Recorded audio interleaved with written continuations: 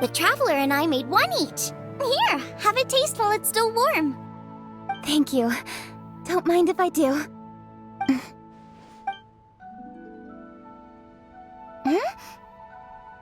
What is it? What does that face mean?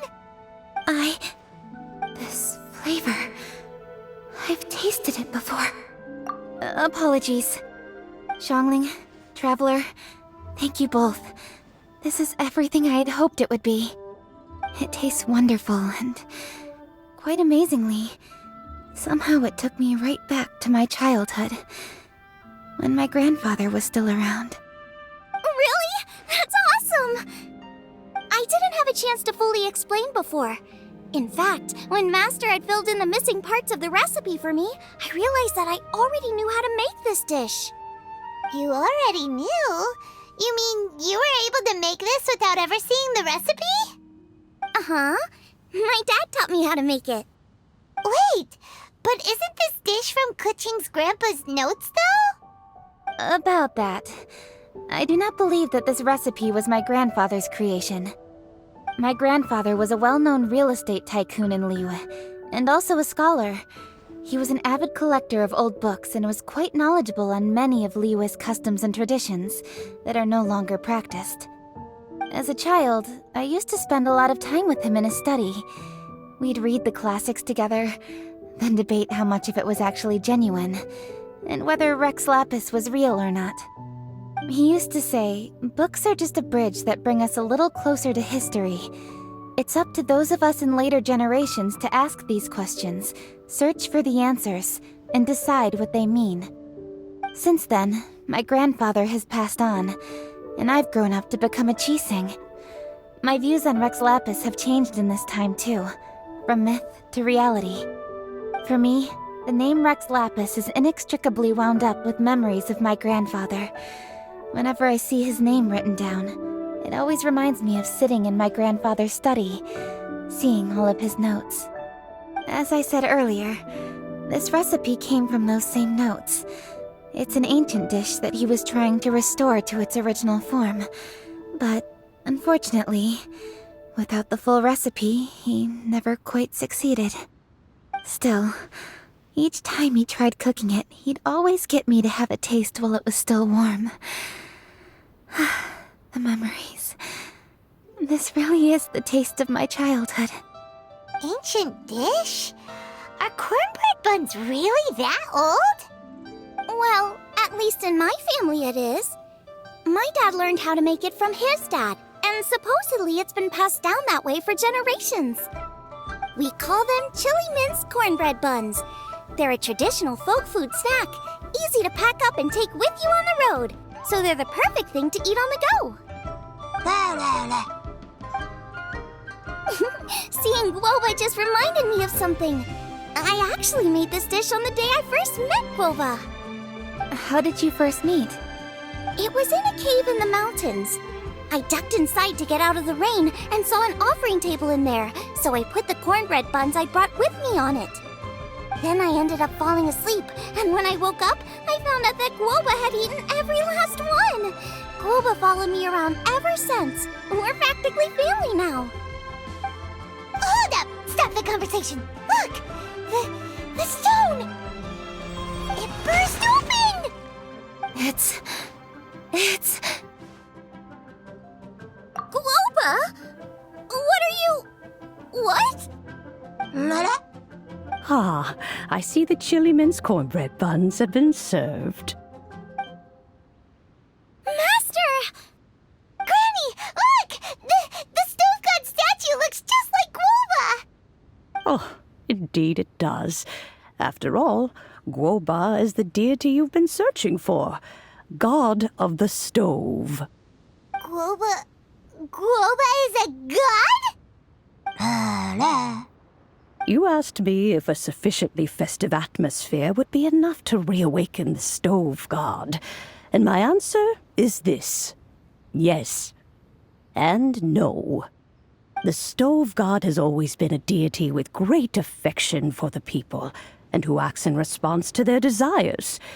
To him, the heart's passions and the heart's desires are not the same thing. Passion can be a technique, a skill, something derived from experience. But desires, they are deeper, more innate. They are the heart's strength in its purest form. Masterful chefs is wonderfully exciting, but it is more an exercise of passion than of desire. And passion alone will not suffice to reawaken the stove god from his deep slumber. But just now, when Kuching ate this dish she had longed for, a deeply held desire was fulfilled. As well as receiving an answer to her question, she also gained something much more precious. A moment of poignant nostalgia so vivid, it felt like she was right there alongside her grandfather. The enormous power unleashed by the fulfillment of this desire resonated with the stove god's statue and caused it to manifest once more the form it took in the past. Of course, the stove god himself is not contained within the statue.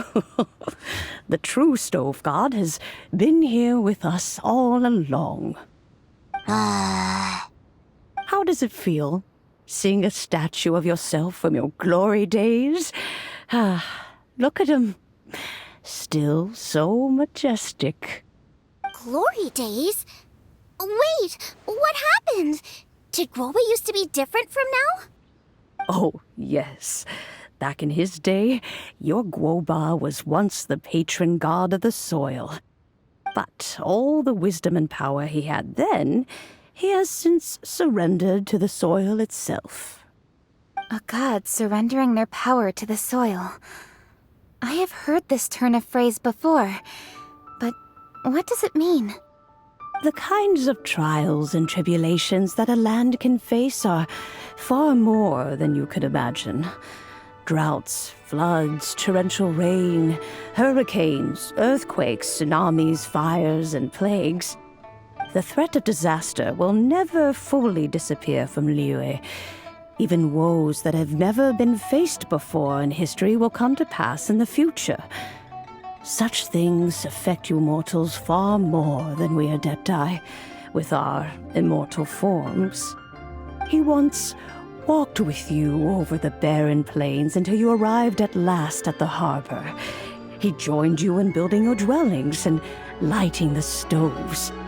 It was his hand that lit the very first street lamp of Liyue and brought the aroma of cooked food into every household in the land. You mortals no longer remember him, but back in the age when you did, he was the closest of all the Adepti to the common folk.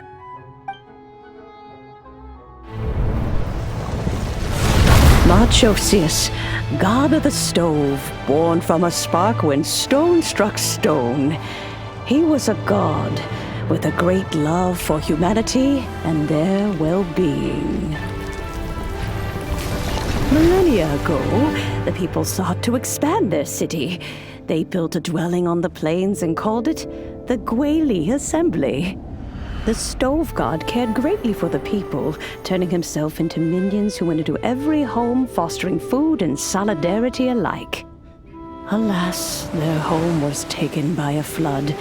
The waters ravaged the Guili Assembly and forced the people back south to Liyue Harbor. Though the distance was not far, the journey was plagued by a terrible storm. For a dozen days, the Adepti stayed by their side.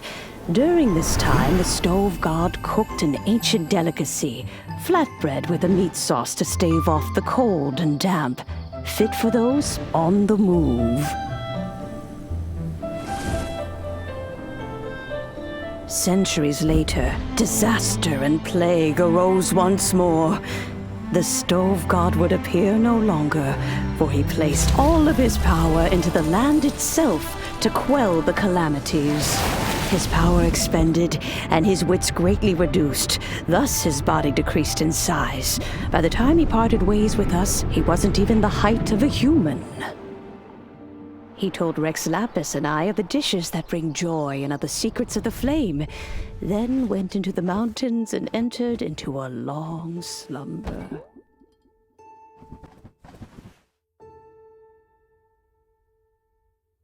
The stove god departed, and Guoba was born. When he awoke, he ate the chili mince cornbread buns placed on the offering table by a young lady in yellow. Though he did not remember the past, he was profoundly moved and decided to follow this young lady thereafter. The stove god had quietly disappeared, but the vendors rose early to hawk their wares. People went out to buy goods, lit their stoves, and cooked food, just as they had done every day for as long as they could remember. In Liyue, things have always been this way.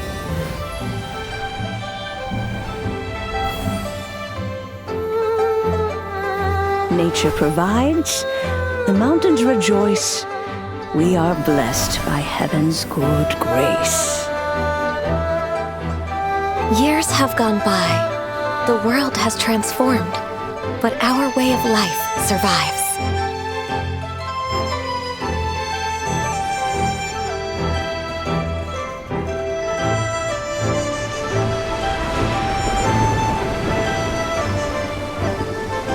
Fame and fortune is only a season. It is the moment that we should embrace.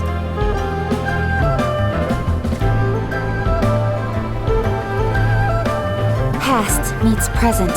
Heritage becomes legacy. Long into the future may we thrive. You once told me that dining is the profoundest of customs in the human world.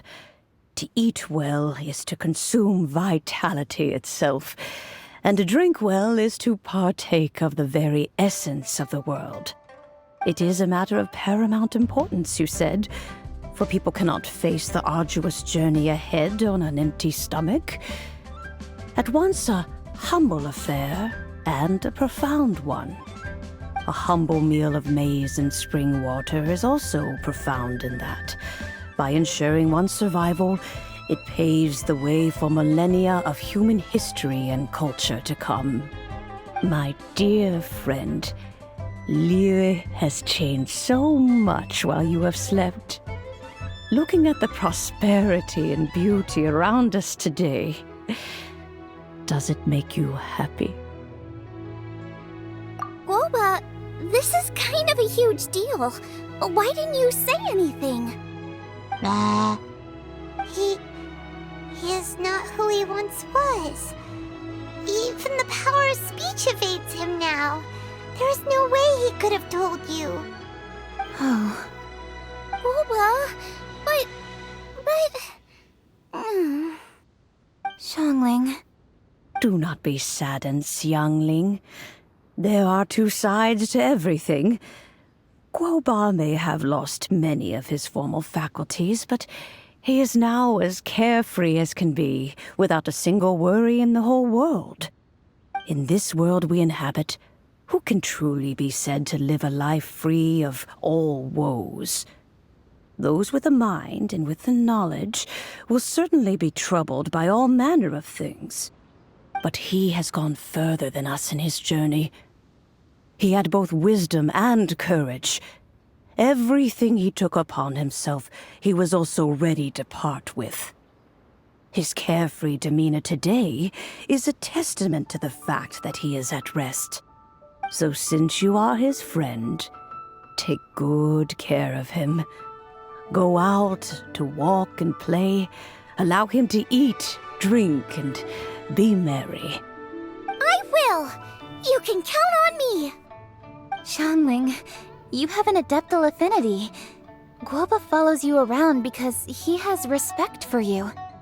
The moment he awoke, he was met with the familiar flavor in the chili mince cornbread buns he ate. After all that time, he still recognized the dish he had invented, and he approved of you as the one who had cooked it. That's right. The taste of one's home cuisine always brings back memories of home. Though he remembered nothing, eating the food you had cooked gave him a feeling of familiarity. That is why he stuck by you. You may be the first person in history to give the stove god the experience of being a satisfied customer. That makes you quite a remarkable chef. If that's true, I couldn't be happier. Because Putting a smile on customers' faces is what we chefs are called to do. Well then, it's getting late and I still have things to do. Time for me to say goodbye. Traveler, Paimon, Xiangling, thank you all very much. I look forward to spending more time together in the future.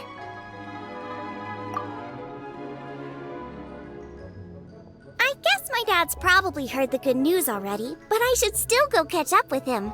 Master, it's been a while since you came by. Why don't you join me?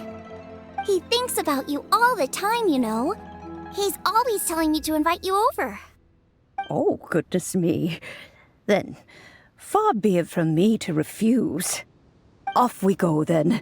Let's saunter over gently and see how all the city folk are getting along.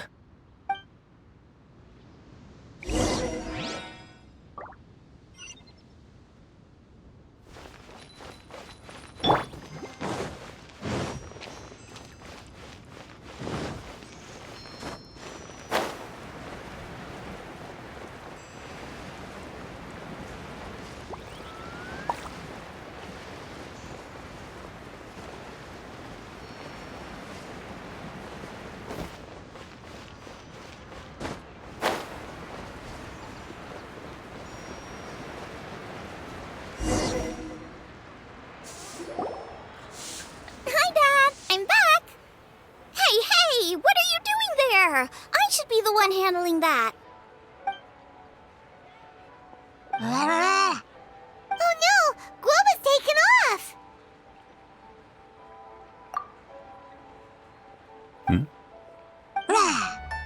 Oh, it's you.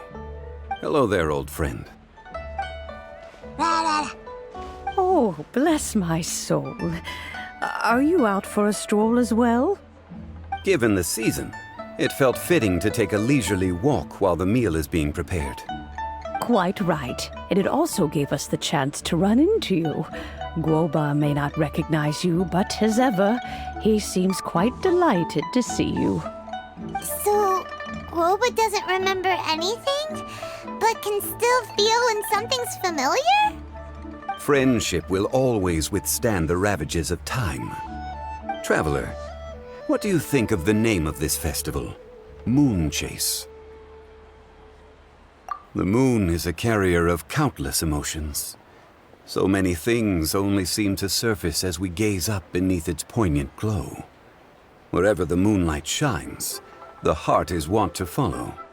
Fond memories of those no longer with us. Debts of gratitude to old friends. The meaning of ages past and gone. All wrapped up in the city that has existed for so many moons to date. All these things and more. They are why people chase the moon. In old age, the sight of many things puts one in a wistful mood. But children are always a beautiful sight to see. Such exuberant life force. It seems to well up from deep within the land itself. A land that has been in existence for so many millennia, and yet one that still dazzles today. Traveler, this Moon Chase Festival has been all the more entertaining with you here to witness it. Now, let's have Xiangling brew us a nice pot of tea. We shall drink and chat at our leisure.